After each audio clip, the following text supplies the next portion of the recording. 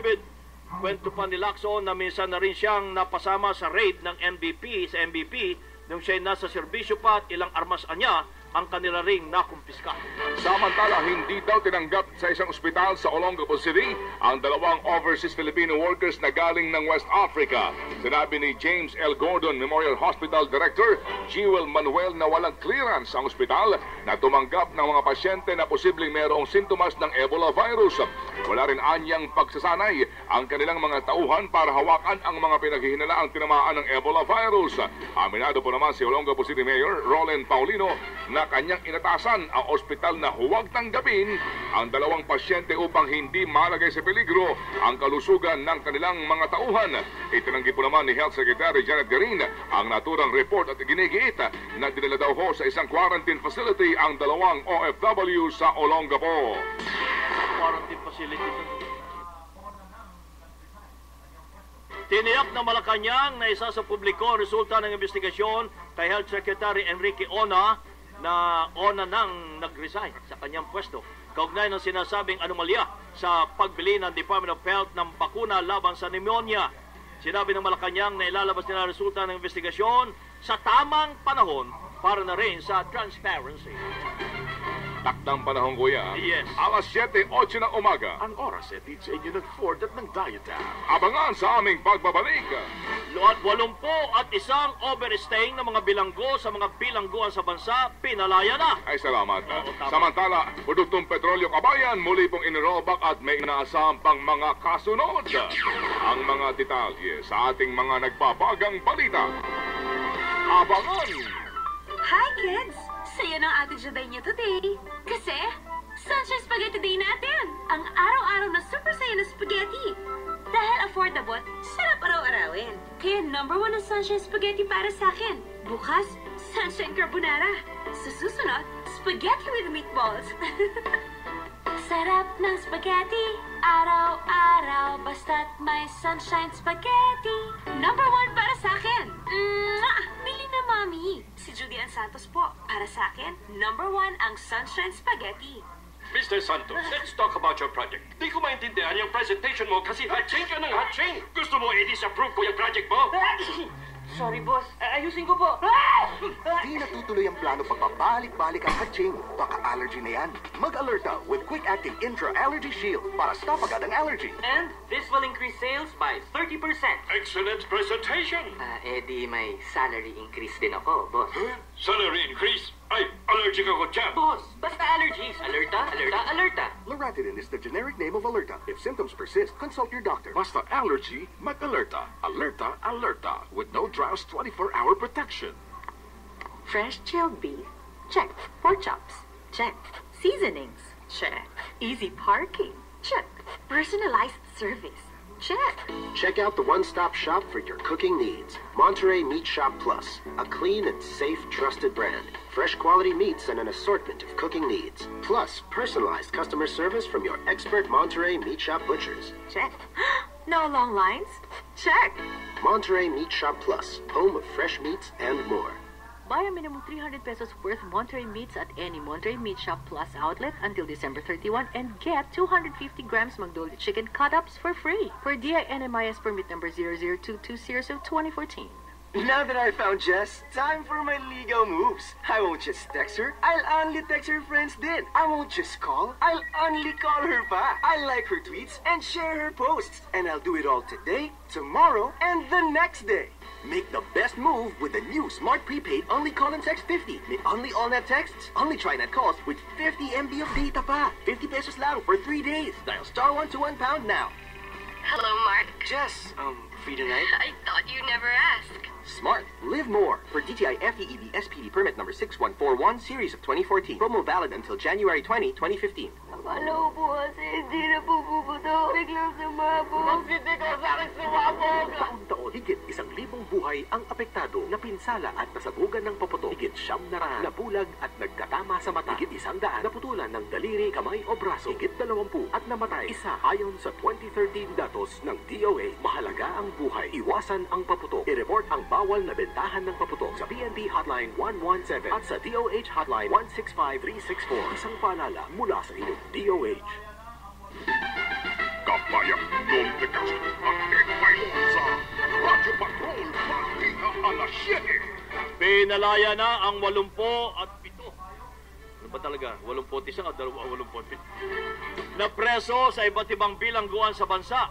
Ayon kay Bureau of Correction Director Franklin Bucayo, na kabilang ang sa nasabing preso ang 1,738 na dapat ay lumaya na mula pa noong Enero hanggang Oktubre matapos makumpleto ang kanilang sentensya, pero nananatili pa rin sa bilangguan.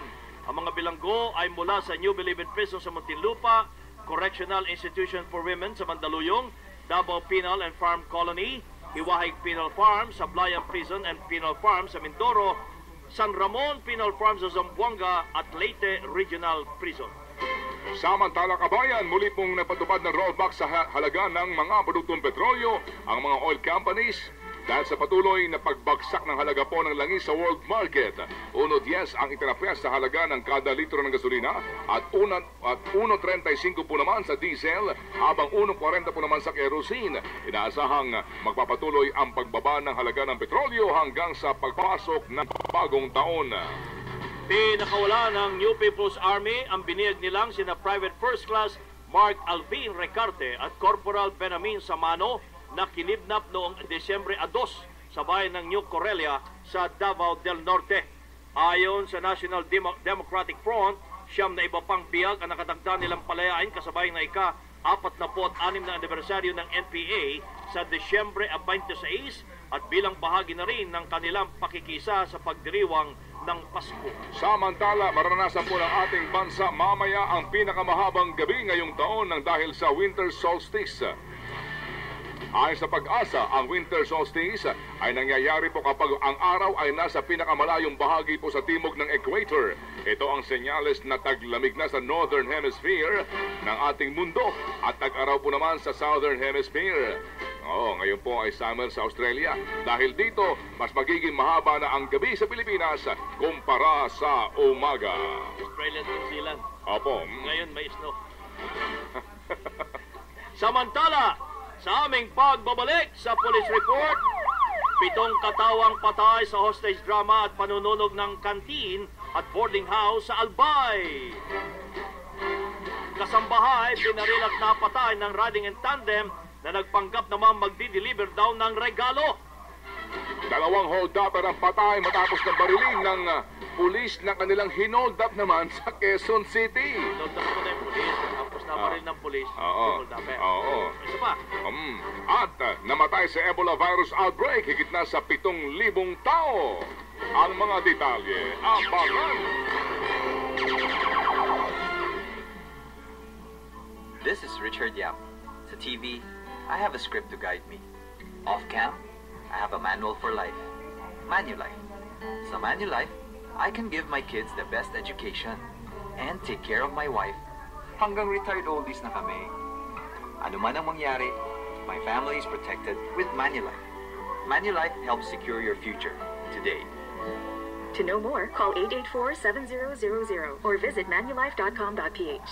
Ano ang the best of the Philippines kapag Pasko? Noche Buena, Puto Bumbong, hamon at keso. The best ang ube keso sa Baguio. The best ang mangoes and cream dito sa Guimaras. The best naman ang coffee crumble sa Batangas. The best ang makapuno lang pa sa Laguna. Ibabalik namin ang the best sa Pasko. The best flavors from Magnolia, best of the Philippines. Ube keso, mangoes and cream, makapuno lang ka, and coffee crumble. Tikman ang sarap ng Pinas. Make the best of Christmas with Magnolia Best of the Philippines flavors. Ube queso, mangoes and cream, makapuno lang ka, and coffee crumble. Ang dali magmamaya na sa mga bagay na akala mong baliwala lang. Dad, bayaran mo na yung kuryente. Mamaya na. Naku, mamaya magputulan na tayo. Pag puro mamaya na, baka maging malaking problema. Ganyan din sa sipon. Pa, mag-Niosep ka na. Mamaya na. Okay ba? Naku, makahawak ka pa. Dahil sa isang bahing, may milyong-milyong virus na nakakahawa. Target ka pa ng malalang sakit. Mag-Niosep. Now 2 times faster magpagaling kaysa sa tubig at pahinga. Coco Martin po. Sa sipon, huwag mamaya na. Mag-Niosep. Now Melvin HCl Provenamine Melly Paracetamol is a generic name of Niosep. If symptoms persist, consult your doctor. Ulam mansit. Quick sarap na ulam, ang quick chow pansit canton. Palamansit. Quick sarap na palaman, ang quick chow pansit canton. May special spice compound na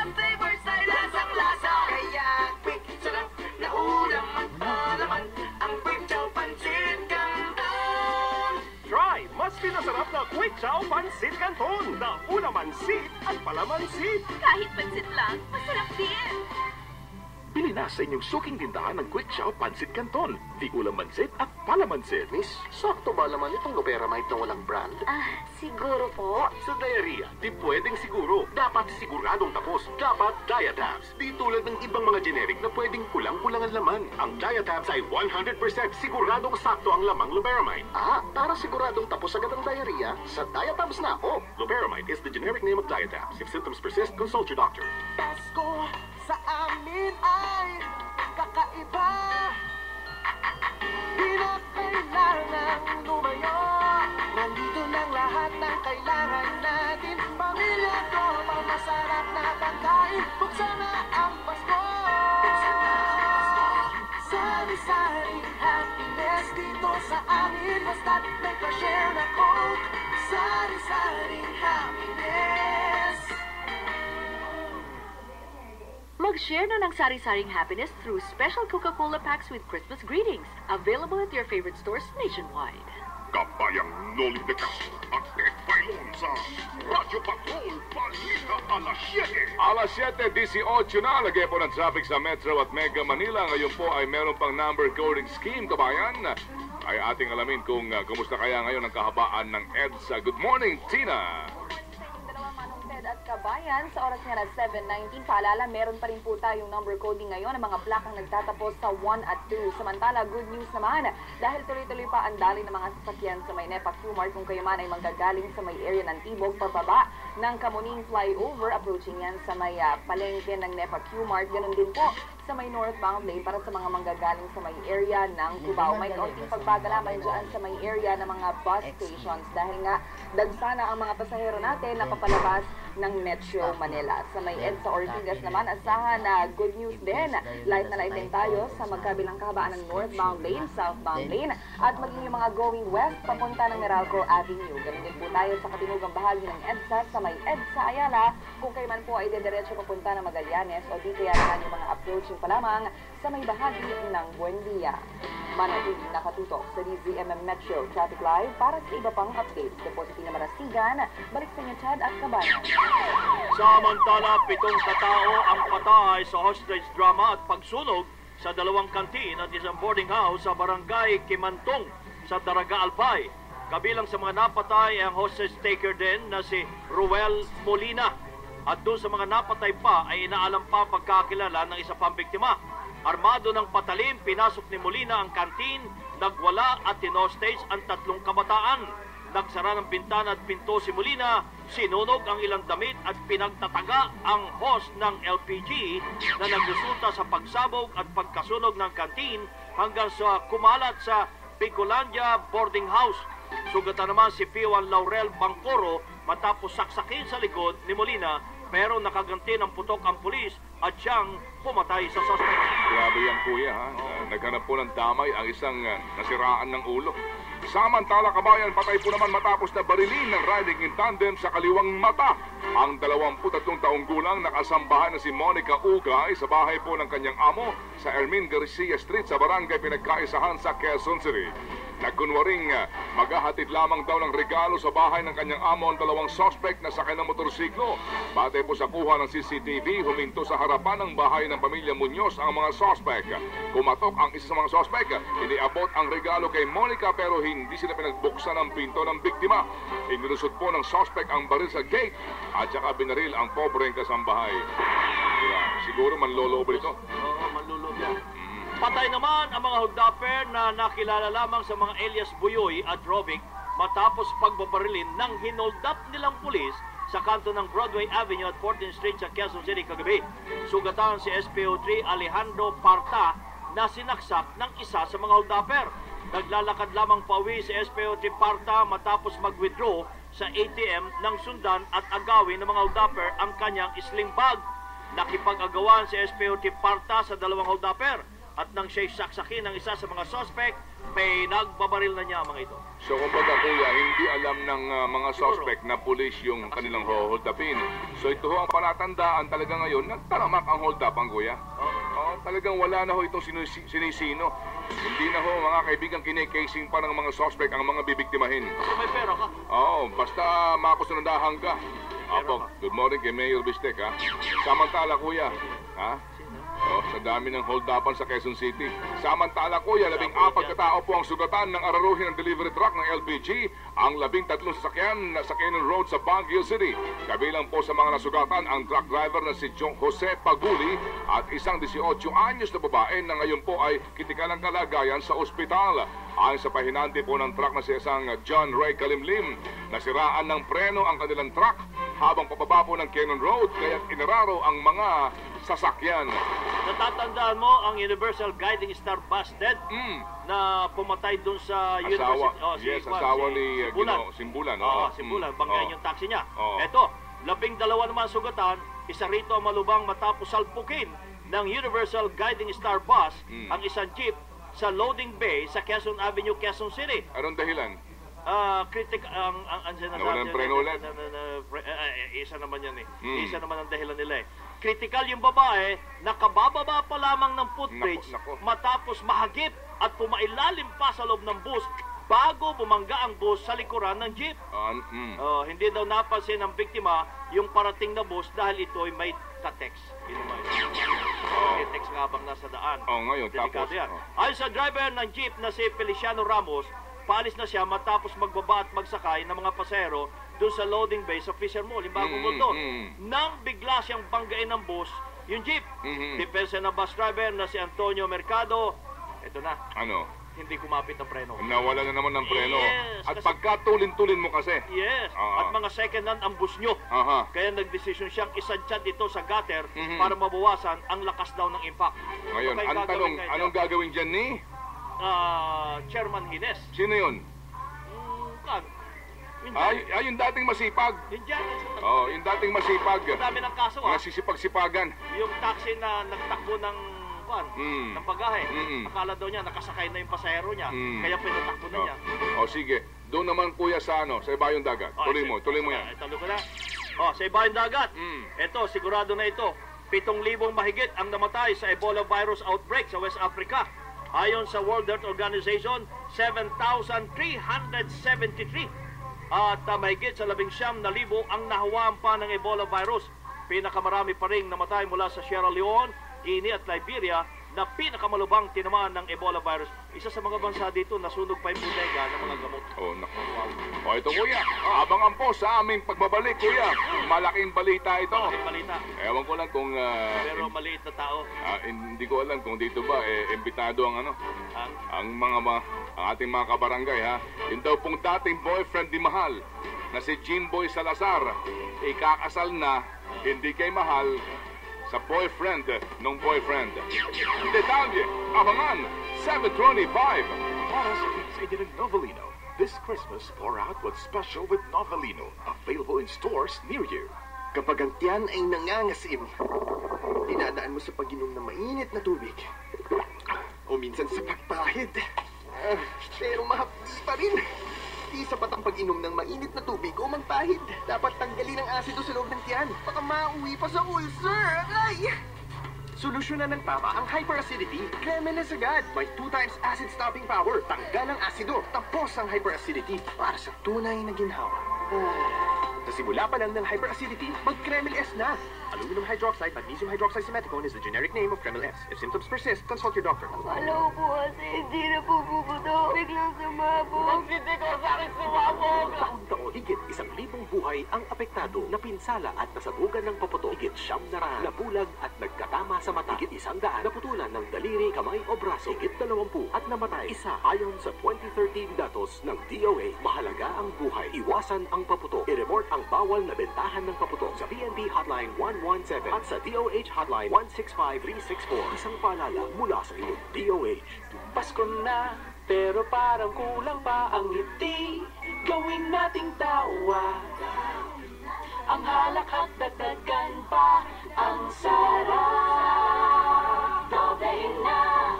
Kung may Magnolia, Queso de Bola, mo ang saya ng tanging sarap na hinahanap. Ako'y kompleto na with Magnolia, Queso de Bola. Pasko'y kompleto na with Magnolia Queso de Bola. Kapag bitin, nakakainis. At pag ginhawa mula sa pangangapal at tusok-tusok ng nerve aging ang bitin, nakakasagabal sa oras at araw. Kaya mag-Norogen E. Di tulad ng iba, ang Norogen E ay may 1,000 micrograms ng B12. May vitamin E pa, kaya tuloy-tuloy ang ginhawa, hindi bitin. Be more with Norogen E. Vitamin B Complex plus E is the generic name of Norogen E. If symptoms persist, consult your doctor. Hello, Ma. Anak, galing ako sa Smart Money Padala Center. Napadala ko na yung pamasko mo. Thanks, Ma. Ma? Anak, napadala ko na rin pala yung pang New Year mo. Basko pa lang po, Sumali kasi ako sa Smart Money Gifts of Christmas promo. Mas madalas magpadala sa Smart Money, mas malaki ang chance manalo ng 100,000 pesos o kaya ng grand prize na 1 million pesos. Kaya anak, yung pang Valentine's mo, pinadala ko na rin. Promo is also open to load purchase and bills payment. Apply for a Smart Money account now. Visit smart.com.ph/money to know more. From Smart, live more. Promo runs from January 15, 2015 only for DTI FTEB SPD number 6247 series of 2014. Ang programang ito ay atid sa inyo ng Ascoff Lagodi, Ford at ng McDonald's.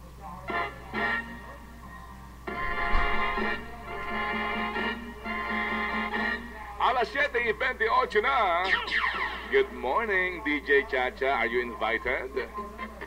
Ay, ang taray sa invited dito ba sa wedding? Yes, my dear. Hindi ko papatid, okay naman. Medyo marami akong ganap. Baka kayo, if gusto nyo, gora na kayo niyan. Oo, kung ano man yung sinasabi mong invited, ito yun mga kapamilya. Good morning muna sa inyong lahat. Here we go sa ating showbiz. Balita ngayon ng araw ng Monday, December 22. 3 days to go before Christmas. Ikakasal na sa boyfriend nitong si John, ang ex-boyfriend ng komedyanteng si Mahal na si Jimboy Salazar. Sa isang panayam, sinabi ni Jimboy na balak nilang magpakasal sa La Union o sa Puerto Galera sa March 6 sa susunod na taon, kung saan gusto niyang magsuot ng isang fairy-like na damit habang ang mga bisita naman ay nakaputi. Ayon naman sa boyfriend nitong si John, nagsuko siya matapos mangamba si Jimboy na makakahanap ito ng iba habang nagtatrabaho bilang entertainer sa Singapore. Umaming pa din si Jimboy noong 2010 sa isang panayam sa The Bars, kung saan sinabi niyang nais niyang tawagin siyang Jim Girl. Ay nako, dahil magpapasko, i-push yung lahat kung ano ang gusto. Oh, I mean, you know, we have to respect that, ha? Kung anong kanilang preference. Importante. Mas wala silang natatapakang tao, push na natin yan. Go, guys. Importante, happy sila. Gusto ko happy kayo. Pati ikaw, Chacha, are you happy? Iba kayong dalawa po yung papasko, ha? Chacha! Tanong si Ted sa'yo. May tanong. Ayaw makinig, eh. Ano nga, Papa Ted? Oo. Ang tanong ko, ikaw ba masaya ka ba? Are you happy daw?